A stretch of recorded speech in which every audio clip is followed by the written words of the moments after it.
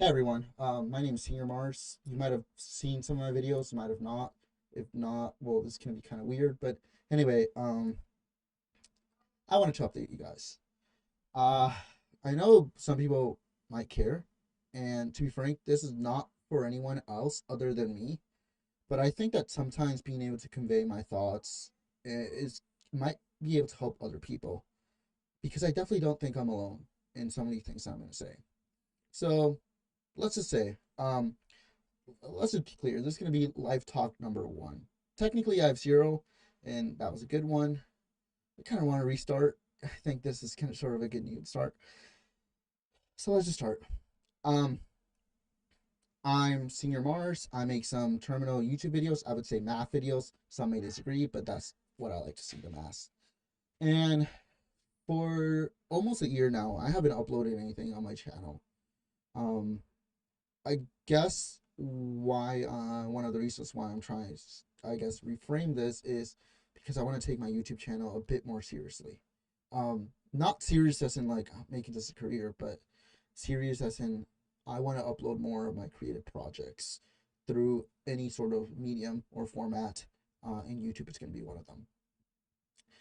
So I had sort of a couple of notes here, but I think it's more of my style to sort of just talk about what's on my mind. And let me just start off with like sort of reading off a tweet. I'm gonna probably put this as the thumbnail or some variation of the thumbnail, just for people to understand where I'm getting at. So this is by Alyssa. It was a really famous tweet. And it came out in 2017. I can't believe I'm referencing a tweet, but let's do it. Alyssa says, "Once my skin clears up, I lose 10 pounds, shave my legs, learn how to properly do my eyeshadow, get a whole new wardrobe, comb my hair, and become mentally stable. It's over for you hoes." The first time I read this, I was like, this is hilarious. Now, I just think I kind of did that shit. And this is quite an accurate sort of depiction of what I've been doing for a long time. So, um, I don't. I think one of the things that Alyssa conveys is just being mentally stable. I I wasn't born with much, but I did have like a good family, and I had people willing to help me out. For me, that was a good things. I was born with. I had childhood things. I don't want to go in specifics, um, but things happen. Other things happen, and I know I'm being really vague because that's my privacy.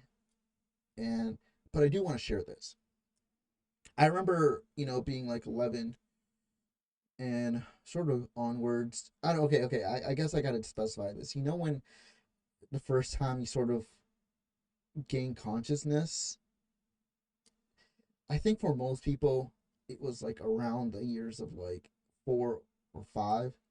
I felt like I gained consciousness when I was like 10. I guess that makes me like a late bloomer or something. But I don't know. I guess I just feel like one day when I was 10, I just woke up and I was like, oh, damn, I'm alive. I don't want to make this surreal or anything, but yeah, that's essentially how it went. And I think ever since I was 10, I sort of realized I had a really, really big problem uh, that was sort of always present. And I couldn't solve that problem. Again, I'm being vague because this is my privacy, but I think being able to generalize it like this can also, again, let people in, um, so they can fill in the blanks on their personal, like, problems. And that problem took everything I had and locked me in. It locked me in to a lot of possibilities and a lot of choices. And it was something I couldn't solve on my own. In fact, not, I don't think a single individual person could solve on their own. And it was difficult because now I would say I'm the kind of person who I will do my best to solve a problem no matter what resources I have. But when a problem can't be solved by however much you try, it makes you a little bit hopeless. And because of this, I think ever since like I was 11, um, I got diagnosed with depression like when I was 12. I I really just, I've been living with sort of, depression and mental health issues. Wait, I want to say that I'm good now, but like, yes. Since I was like 10 or 11, ever since I really gained consciousness. And I feel like that's, honestly, that's crazy. I know I'm not the only one. Uh, but yeah, it's sort of like I woke up and damn, I, some thoughts came into my mind. And some of those thoughts were quite funny in a way. That's beside the point. It Ever since my freshman year of college, I'm okay with sharing this, but I go to Rice University, and I don't know. I have a lot of disagreements with what Rice is because I want to see it improve. And for me, I felt like academics weren't the problem. It's just that other things um, were the problem, and especially with the biggest problem in my life being there and always being there, it felt like a lot. Uh, and in freshman year, there's sort of a lot of things that go on. For me, it was like I could keep up with through my coping mechanisms that I learned throughout all my life on how to be, how to like sort of stabilize my mental health. I was able to sort of do a lot. Um, and I remember my freshman year, I was very excited to do a lot of events. I was taking classes that that I consider were interesting, and I wanted to take more classes, and I felt like I could do it, and I did a lot. I said a lot. I created communities. I did a lot of things, and this was still when my coping mechanisms were still with me. Uh, but as you can guess, coping mechanisms can only take you so far. And for me, they were broken when my biggest problem came back through my freshman year summer. Um, and from my freshman year summer to my sophomore, like to my first try, sophomore, uh, I wouldn't say semester.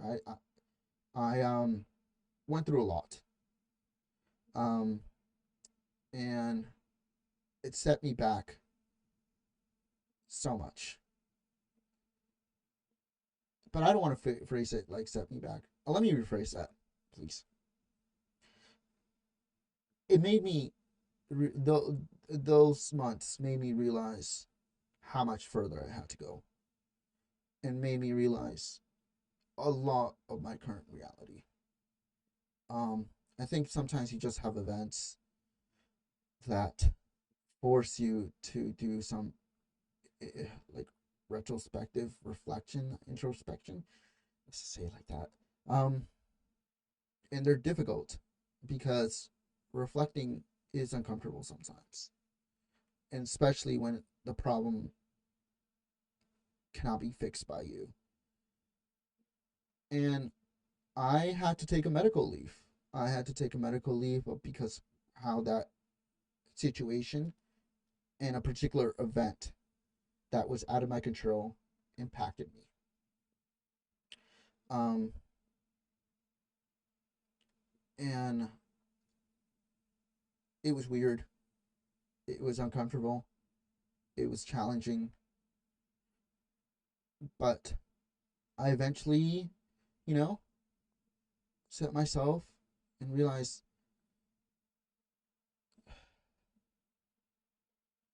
I needed to stop using coping mechanisms and start building habits. And I think some people might relate and might see, your whole life, you might be building, you might be saying, I could be doing more and I'm not trying my best. But sometimes you just can't try your best. And sometimes you you just need to slow down.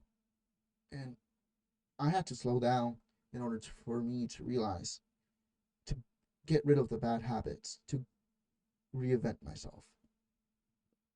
I, you know, it was not easy. I, because of that particular event, I shut myself down in my bedroom for around 3 weeks. It,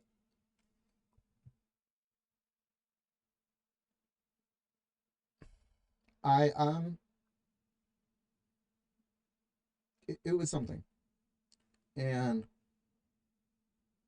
I don't want people to go through what I had to go through. And I don't wish that upon anyone. Um, but I saw I had some friends who encouraged me to go to the gym. Like I'm not that strong, but just the fact that I have like a little bit of muscle showing, and I can do like 6, 8 pull-ups. I don't know.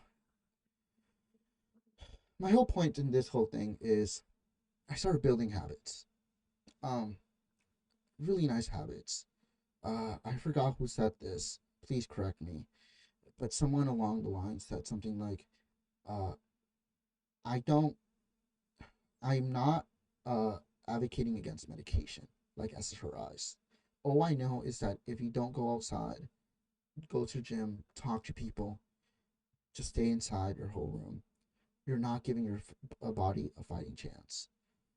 And yeah, I had medication, and even like like beginning past of freshman summer, but I was just not giving my body a fighting chance. And that is something that I really want you guys to take and notice. You, no one can fix you, not medication. You need to fix yourself. There's no one that's gonna, no one can come hold your hand and just fix you. No. But people will help you and people will care. Again, eventually, after so many years, after decades, I mean, I'm sorry, a decade, I guess I would say. I I don't know how it happened. My mom helped me out a lot, and then I had to go to. I don't want to like say more. This is private. Things happen, and I was able to solve the biggest problem in my life. It was incredible. I no longer. I felt free. I felt like there was. It felt like I was no longer in a cell. That I was now a complete human with my rights. I I started to be able to recover, and I started to be able to overcome and process that trauma. I finally no longer have a biggest issue. There's no problem holding me back. And that was when I started to realize that even though you might get rid of the biggest problem in your life. Even though, you might gain money, even though, you might get all these accomplishments, you are still going to have problems. One big problem, the biggest obstacle in your life doesn't mean that you won't ever have problems. But being able to solve that biggest obstacle will give you the abilities to solve those smaller obstacles. I I legitimately thought that once I solved my biggest problem, depression would be gone. It won't be gone. And you won't ever fully heal from that trauma.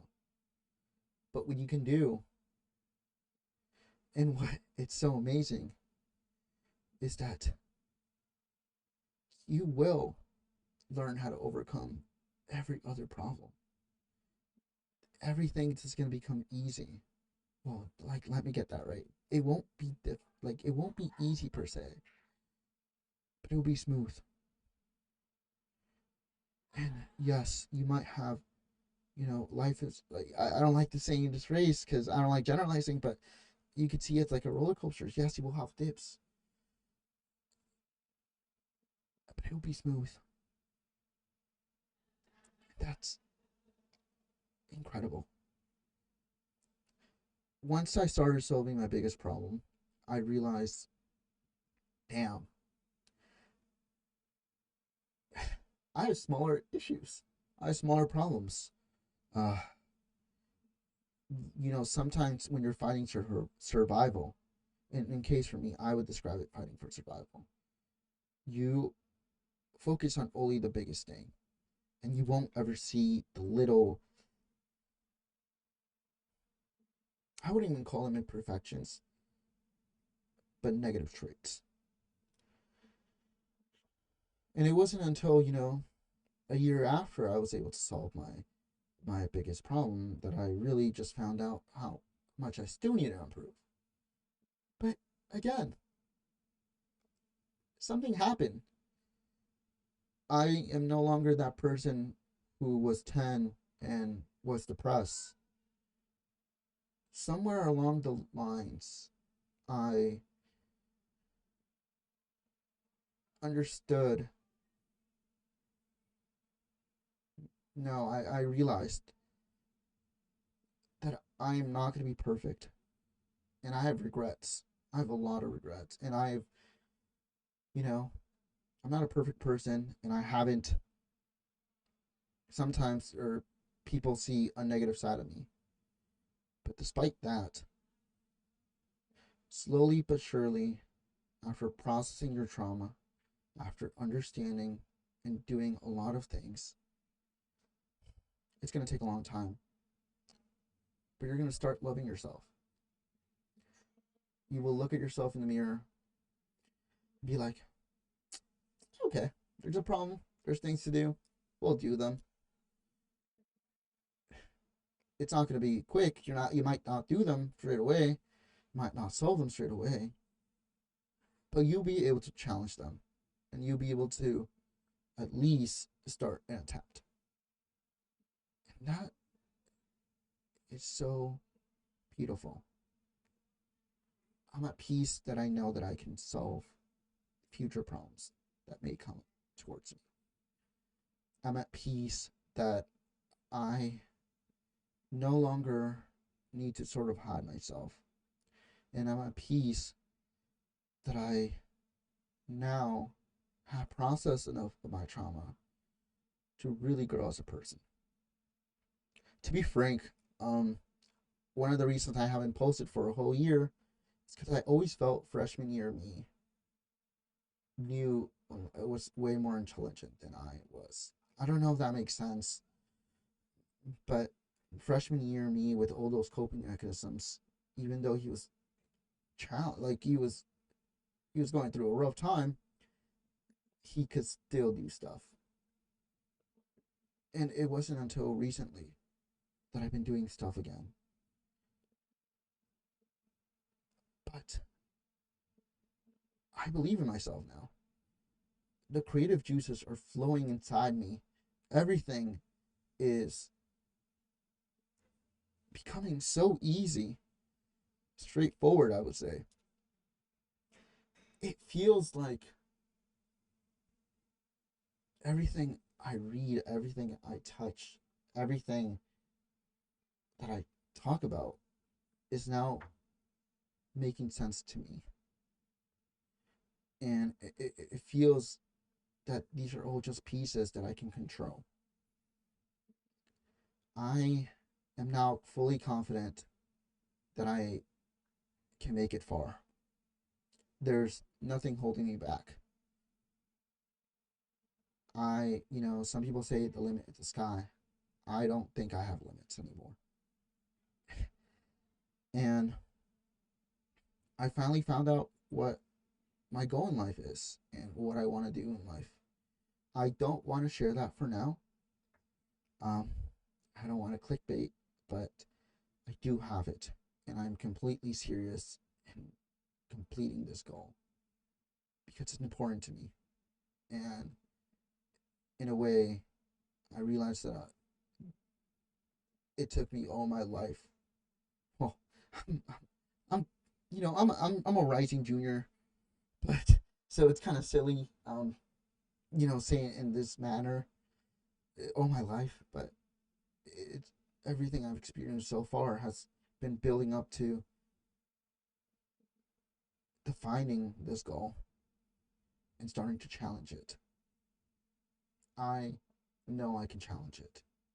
And I know now all that matters of me completing this goal and not completing it is how much I try.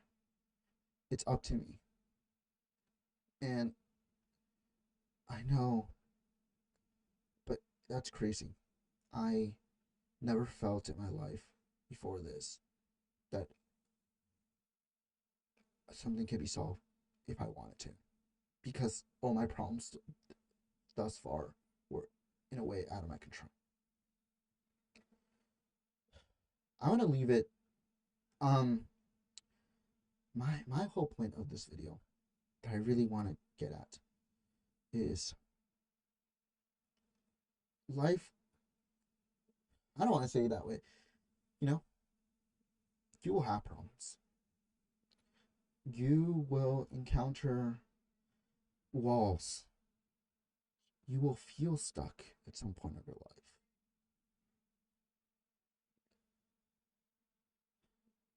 And I don't know if it'll get better. I really don't know. But you will build the tools to you will build the tools to overcome those challenges. You will build experiences that will allow you to understand, to build instincts, to build tools that allow you to overcome anything. So I won't answer the question if things will get better because I don't know. But all I know is that even if it does get worse, you will be all right because you will have the tools to overcome them. Because you are awesome. And I need you to understand that no matter how slow, no matter how many backward steps you take, no matter how many times you fall into a cycle, I believe you will break out of the cycle and you will help other people break the cycle. I want to end this with my favorite poem. My favorite poem is Democracy by Langston Hughes. I love reading this poem, but I also hate this poem. I hate this poem because it is still, still relevant to this day. Democracy by Langston Hughes. Democracy will not come today, this year, nor ever, through compromise and fear. I have as much right as the other fellow has. Stand on my own 2 feet and own the land. I tire so of hearing people say, let things take their course. Tomorrow is another day. I do not need my freedom when I'm dead. I cannot live on tomorrow's bread. Freedom is a strong seed planted in a great need. I live here too. I want freedom just as you. Thank you. And have a great rest of the year. No, no, fuck that. Have a great rest of your life.